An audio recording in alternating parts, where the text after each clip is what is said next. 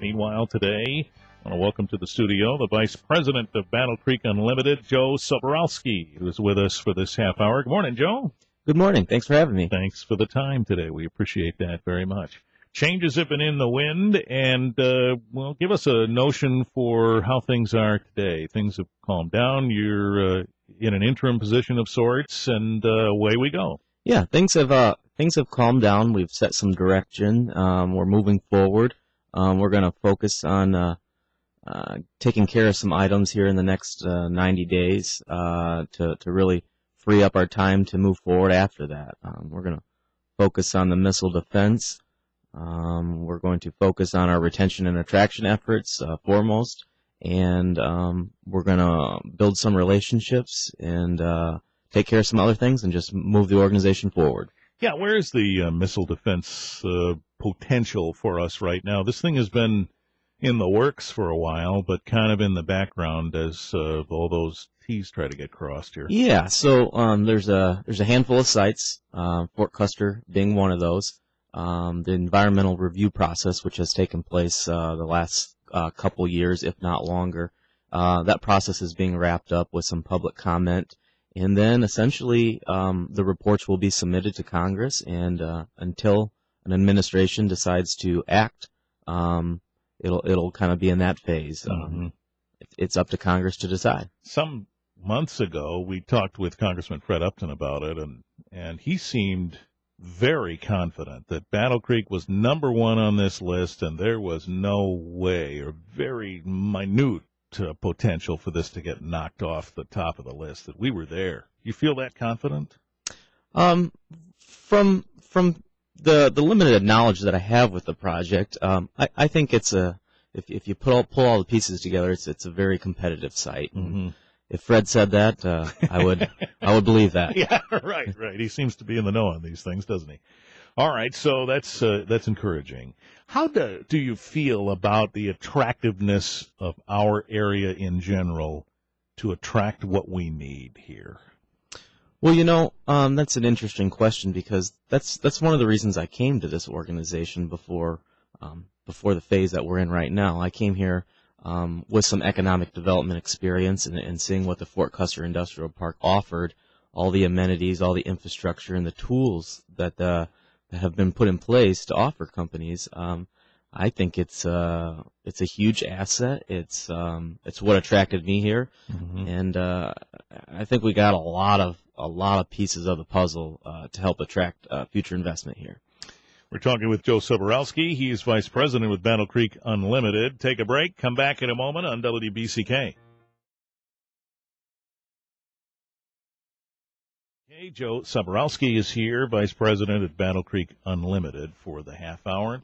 So, we've had a fair amount of change at Battle Creek Unlimited. There's still some of that going on right now. What's your sense about the direction that we're going to find a new leader now? Is there a direction that's been articulated in a length of time before you expect that person to be in place? Well, there's been no timeline established, okay. And I think it's the board's feeling.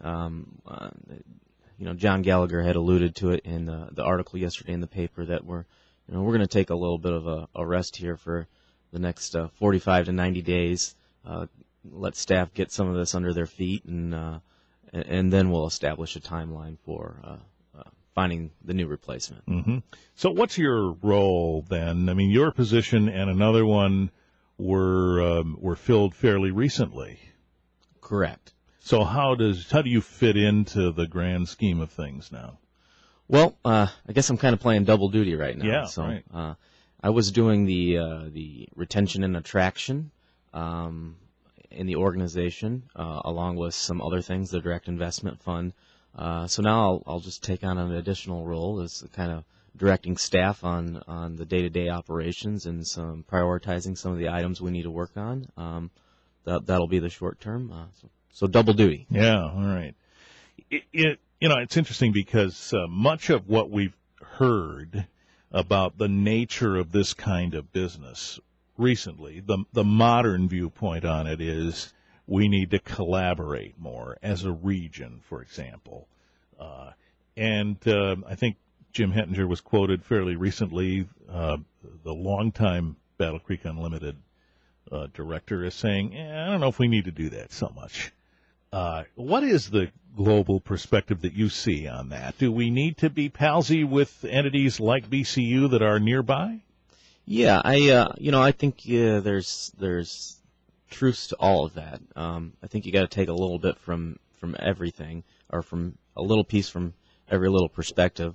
Regionalism, I think, was more or less brought about by people don't necessarily live where they work anymore, and workforce is driving economic development. So if you want to create a place where people want to live, and you got to do that just with outside of the city. You can't just do it within the city limits of Battle Creek. Now, that does play a role. A great, vibrant downtown plays into that, but it's that people will commute. The automobile will drive 30, 45 minutes. So that's where regionalism comes into play. But as far as doing our own thing, I think that we need to focus on that as well. Do what we know and do it the best that we can. We have, like I alluded to earlier in the show, we have some great tools with the Fort Custer Industrial Park and some of our incentives that if we hone in on those, we'll be successful, along with taking parts of regionalism. We'll be successful. So it sounds like, and correct me if I'm wrong, but it sounds like the local perspective is saying to someone who might situate here, here's what we can offer your business. But when we talk about regionalism, we can say, here's the kind of the quality of life we could offer your employees. Absolutely. Yeah. Absolutely. For attracting.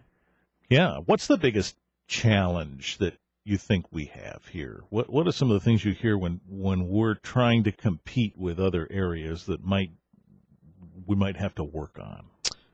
Right now it's workforce. It's skilled trades, workforce, labor participation. It's labor participation is at an all-time low, I believe.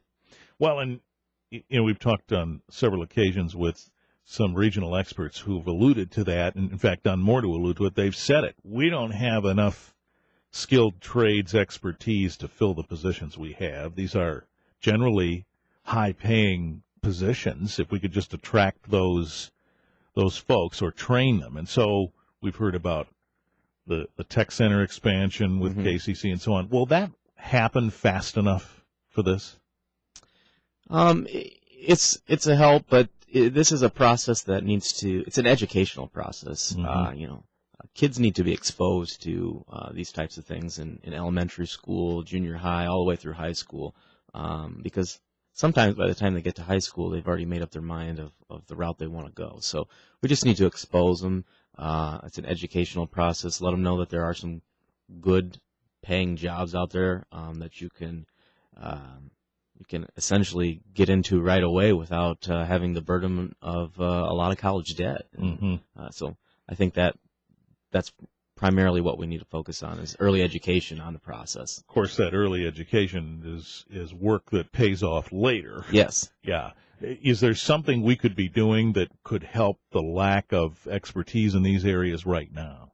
It's just a continued collaboration, and there's no one right answer or no easy answer. So it's continued collaboration with all of our partner organizations, Michigan Works, the educational system, and just trying to wrap our hands around this and making people aware of the opportunities that are available. Joe Sobieralski's here from Battle Creek Unlimited. We'll take a short break and come back with a few more minutes.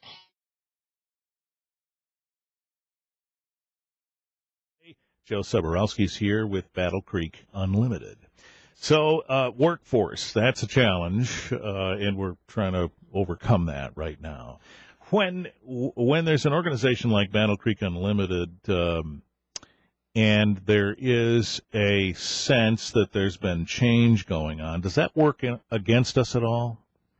Yeah. I couldn't speak to say that it doesn't, but it could. That's why it's important to let the world know and let the community know that we're just pushing forward and with continuity, and those issues should take care of themselves as far as getting out and meeting people and let them know there's been really little change besides just some personnel.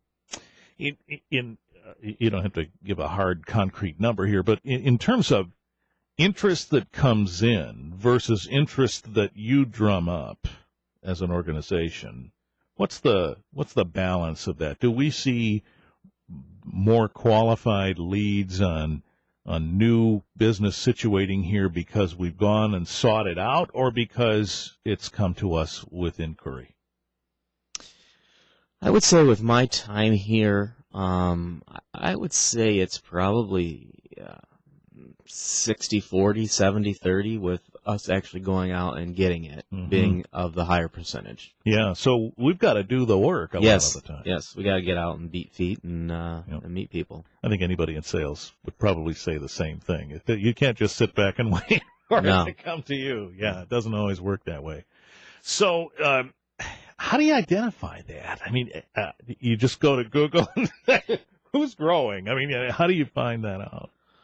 Well, that's a very good question. There are some organizations out there that can identify companies that are going through growth patterns, and if they fit the mold of what you're looking to go after, then you reach out to them and you stay persistent and start those meetings and see what you can drum up. Yeah, we presume though that some companies that show up on a growth list might not necessarily be interested in physically expanding. Is that true? Correct. Yeah. Correct. And there's the site selector industry of the industry, where you're out meeting, relationship building with these site selectors that are hired to find locations for companies that fit the profile of what the company needs. So if you're out building those relationships, that's another avenue to identify some companies. You said that the Fort Custer park here that attracted you here as an employee then obviously is a big asset. What is it about that is attractive to a potential organization that wants to situate there? Well, the proximity to I-94, it essentially has its own exit off of I-94, the vast amount of land available, infrastructure in place. We have control of the land.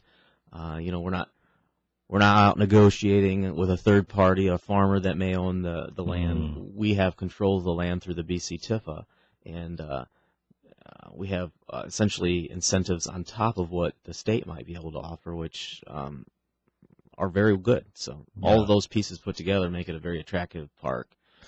So, some of the things that might turn off a company is not having control over the land, thus they'd situate on it, and then there could be an issue. Yeah, or us trying to put a deal together for a potential company, and we've just got to worry about a third party that's involved. They're dealing with the decision maker. Yeah. That's important. Time is money. So, as we wrap up here, a notion for generally what kind of momentum we have right now. Do you suspect that, everybody probably asks you this at parties and things, when are we going to get another big announcement, Joe? Are you confident that those things are in the pipeline? There are some in the pipeline, I'm confident. A typical project could take anywhere from, 12 to 18 months. So we may be in month 2 of a project. Sure. But I'm just throwing that out there as an example. But I'm confident we'll have some announcements in the future. All right. Well, we'll be waiting to hear them. All right. Thank you. Thank you. Joe Sobieralski is Vice President with Battle Creek Unlimited. 820.